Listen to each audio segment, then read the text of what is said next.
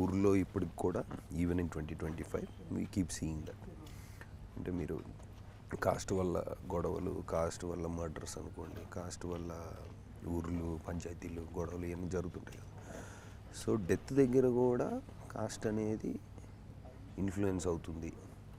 అంటే దానివల్ల కూడా ఇష్యూస్ వస్తున్నాయి. అంటే మనిషి చనిపోయిన తర్వాత కూడా వాడి చావులో కూడా కాస్ట్ అనేది ఒక ప్రివేలింగ్ ఇష్యూ లాగా ఉంది అనే పాయింట్ చెప్తామని డిసైడ్ అయిన తర్వాత యాక్చువల్లీ మీరు గమనిస్తే, అంటే ఆలోచిస్తే it's a very serious cinema అయ్యే ఉండాలి.